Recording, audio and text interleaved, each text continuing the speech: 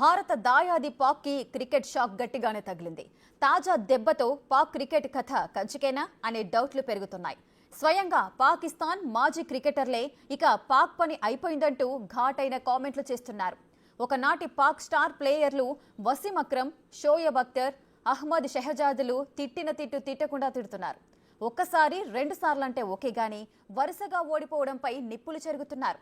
Trophy గెలవకపోయినా పర్వాలేదు, India పైన గెలవాలనే ఒకే లక్ష్యంతో అంతర్జాతీయ మ్యాచ్లో తలబడే పాక్ ఇప్పుడు ఇండియా దెబ్బకు బెంబేలెత్తుతోంది. అంటే పాక్లో క్రికెట్ ఇక ఖతమేనా?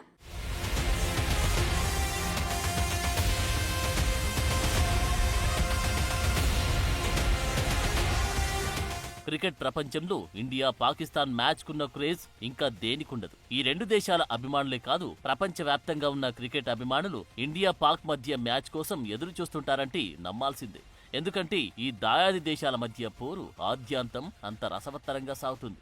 దాదాపు యుద్ధాన్ని తలపించేటట్లు ఈ మ్యాచ్ ఉంటుంది. స్టేడియంలో ప్రేక్షకుల హర్షాతిరేకాలే కాదు, నిస్పృహలు కూడా అంతే స్థాయిలో వినిపిస్తాయి, కనిపిస్తాయి.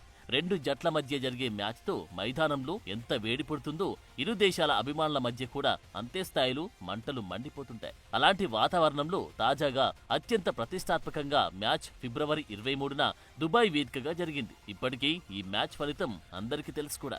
అత్యంత ఉత్కంఠంగా సాగిన ఈ మ్యాచ్లో పాకిస్తాన్ జట్టు ఘోరంగా ఓడిపోయింది. పాకిస్తాన్ హోస్ట్ చేస్తున్న ఛాంపియన్స్ ట్రోఫీ 2025లో పాకిస్తాన్కి ఇది వరుసగా 2వ ఓటమి. దీనితో పాకిస్తాన్ క్రికెట్ అభిమానులతో పాటు పాకిస్తాన్ మాజీ క్రికెటర్లు, పాక్ మీడియా కూడా తమ క్రికెట్ టీంను తీవ్రంగా విమర్శిస్తున్నాయి. క్రికెట్లో పాకిస్తాన్ పని ఇక అయిపోయినట్లేననే తీరులో తిట్ల పురాణం ఎత్తుకుంటున్నారు.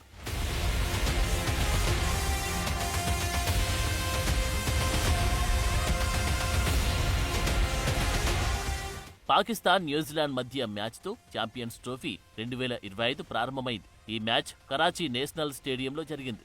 సొంత గ్రౌండ్లో జరిగిన ఈ మ్యాచ్లో న్యూజిలాండ్ చేతిలో పాకిస్తాన్ చిత్తుగా ఓడింది. న్యూజిలాండ్ 320 పరుగుల భారీ స్కోర్ చేయగా భారీ టార్గెట్తో బరిలోకి దిగిన పాకిస్తాన్ 260 పరుగులకి ఆలౌట్ అయింది. దీంతో 60 పరుగుల తేడాతో పాకిస్తాన్పై కివీస్ విజయం సాధించింది. ఇక పాక్ ఆడిన నెక్స్ట్ మ్యాచ్ ఫిబ్రవరి 23న ప్రధాన ప్రత్యర్థి అయిన టీమిండియాతో ఐసీసీ ఈవెంట్లలో భారత్ పాక్ మ్యాచ్ జరుగుతుందంటే క్రికెట్ ప్రపంచం చూపు మొత్తం అటువైపే ఉంటుంది. ఆ హై వోల్టేజ్ మ్యాచ్లో ఏ జట్టు ఓడిపోయినా ఆ దేశ అభిమానులు తీవ్ర ఆగ్రహానికి గురవుతుంటారు. ఐసీసీ మ్యాచ్ల్లో పాకిస్తాన్ ఓడిపోతే ఆ దేశ అభిమానులు విపరీత చర్యలకు దిగుతుంటారు. భారత్ చేతిలో పరాజయాన్ని జీర్ణించుకోలేక అభిమానులు టీవీలు పగులగొడుతుంటారు. అందులోనూ మొదటి మ్యాచ్లో న్యూజిలాండ్ చేతిలో ఘోర పరాజయాన్ని మూటగట్టుకున్న పాకిస్తాన్కు భారత్తో మ్యాచ్లో తప్పనిసరిగా గెలవాల్సిన పరిస్థితి. అయితే కథ అడ్డం తిరిగింది.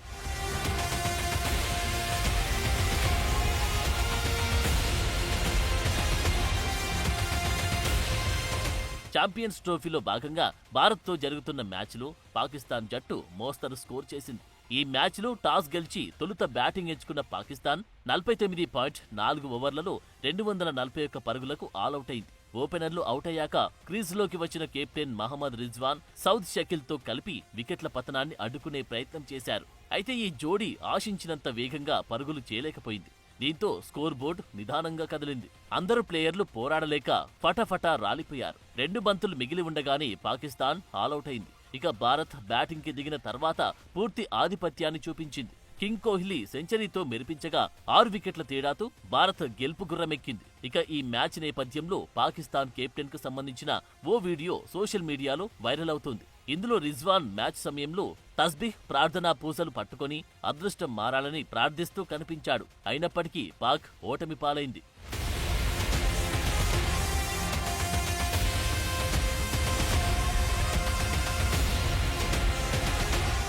పాకిస్తాన్ తాజా ఓటమి తర్వాత పాక్ మాజీ స్టార్ క్రికెటర్లు తమ టీంపై ఘాటైన విమర్శలు చేశారు.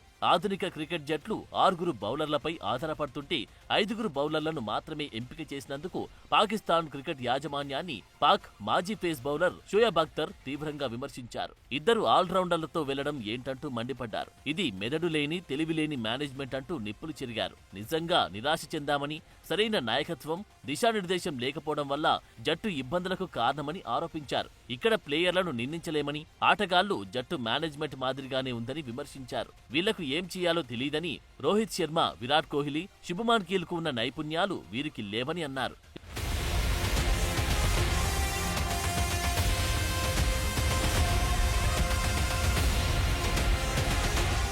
ఇక మరో మాజీ పాక్ స్టార్ ప్లేయర్ వసీం అక్రమ్ కూడా తీవ్ర అసంతృప్తిని వ్యక్తం చేశారు. పాకిస్తాన్ తమ వైట్ బాల్ జట్టును తిరిగి సెలెక్ట్ చేయాల్సి ఉందని, దీనికోసం కఠినమైన చర్యలు తీసుకోవాలని కోరారు. పాకిస్తాన్ చాలా కాలంగా వైట్ బాల్ తో పాత విధానంలో క్రికెట్ ఆడుతుందని, ఈ పద్ధతి మారాలని అన్నారు.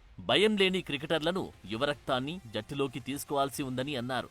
సమూల మార్పులు చేస్తే తప్ప పాక్ టీం ఇకపై గెలవదని, 6 నెలలుగా ఓడిపోతూనే ఉండడం తీవ్ర అసంతృప్తిని మిగిల్చుతుందన్నారు.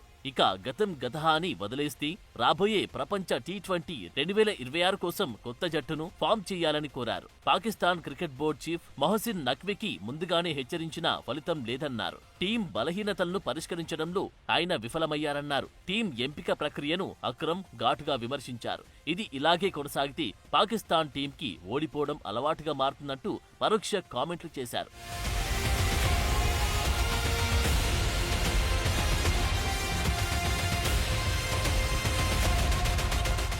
పాకిస్తాన్ టీంపై తిట్ల పురాణం ఇంతటితో ఆగలేదు.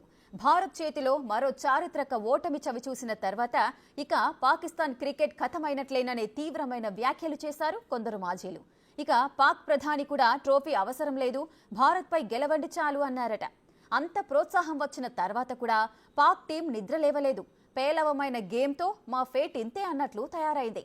ఇక చరిత్ర చూసుకుంటే భారత్పై పాక్ విజయాలే ఎక్కువైనప్పటికీ ఇప్పుడు టీమిండియా దెబ్బకు పాక్ క్రికెట్ పూర్తిగా నేల కొరిగే పరిస్థితి వచ్చినట్లుగా కనిపిస్తోంది.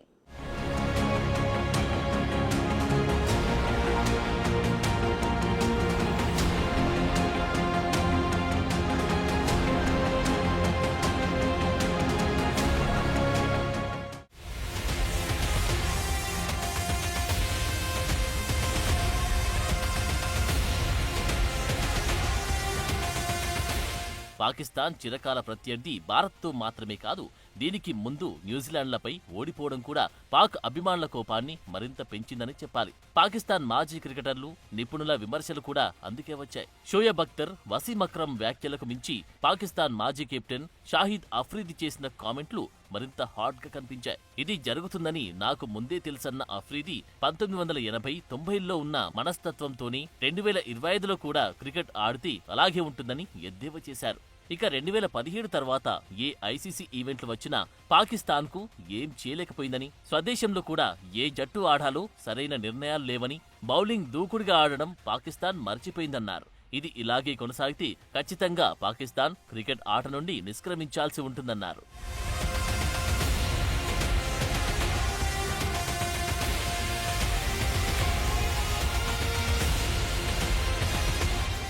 ఇక పాకిస్తాన్ మాజీ ఓపెనర్ అహ్మద్ షెహజాద్ కూడా పాక్ ప్రదర్శనపై నిరాశను వ్యక్తం చేశారు.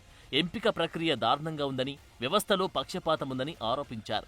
ఆటగాళ్లను పక్షపాతంతో ఎంపిక చేస్తే ఇలాగే ఉంటుందని, పాక్ క్రికెట్ సరైన దిశలో వెళ్లకపోతే ప్రపంచం మొత్తానికి ఏం జరుగుతుందో నిజం చెప్పాల్సి ఉంటుందని హెచ్చరించారు. పాకిస్తాన్లో మిగిలి ఉంది ఒకే ఒక్క క్రికెట్ ఆట మాత్రమేనని, అది కూడా ఈ ఓటమితో కథమైందని తీవ్ర వ్యాఖ్యలు చేశారు. ఒకప్పుడు దేశానికి గర్వకారణమైన క్రికెట్ ఇప్పుడు పాకిస్తాన్లో ముగిసిపోయిందన్నారు.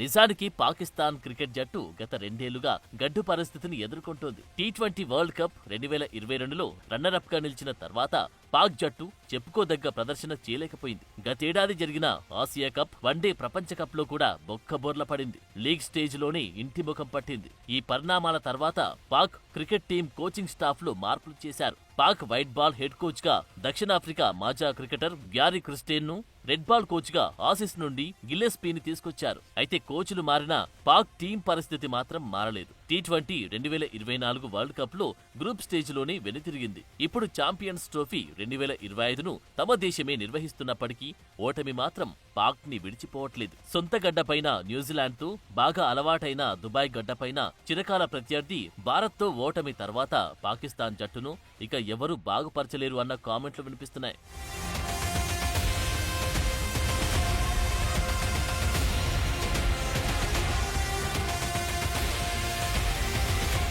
అయితే ఛాంపియన్స్ ట్రోఫీని హోస్ట్ చేస్తున్న తరుణంలో పాకిస్తాన్ ప్రధాని షెహబాజ్ షరీఫ్ ఆసక్తికర వ్యాఖ్యలు చేసినట్లు వార్తలు వచ్చాయి. ట్రోఫీ రాకపోయినా పర్వాలేదు, భారత్ ను ఓడించాలని తమ టీంను కోరారంట. అయితే కోరిక అడ్డం తిరిగింది. సొంత గడ్డ మీద కూడా ఓడిపోయి పరువు పోగొట్టుకుంది.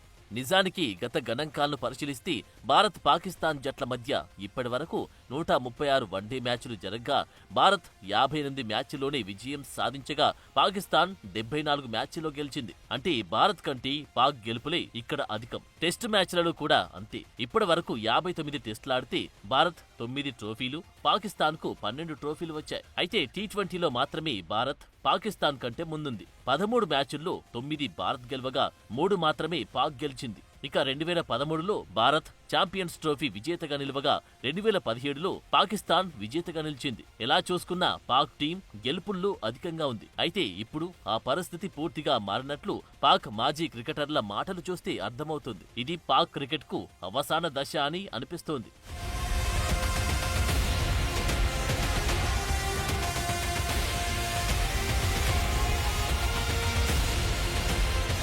ఇప్పుడు క్రికెట్ ప్రపంచంలో ఒకటే టాక్. పాకిస్తాన్ క్రికెట్ పతనంపై మొదలైందని, పాకిస్తాన్ విదేశాల్లోనే కాకుండా సొంత మైదానంలో విఫలం కావడం ఈ అభిప్రాయాలను మరింత పెంచింది. పాక్ జట్టులో భజన బ్యాచ్ కి ఎక్కువ ప్రాధాన్యమిస్తున్నారన్న ఆరోపణ ఎప్పటినుంచో ఉంది. ప్లేయర్లు ఫామ్ లో ఉన్నారో లేదో పట్టించుకోకుండా కెప్టెన్, సెలెక్టర్లు పాకిస్తాన్ క్రికెట్ బోర్డు చైర్మన్ కు క్లోజ్ గా ఉన్న ఆటగాళ్లకి జాతీయ జట్టులో చోటు దక్కుతుందన్న ఆరోపణలున్నాయి.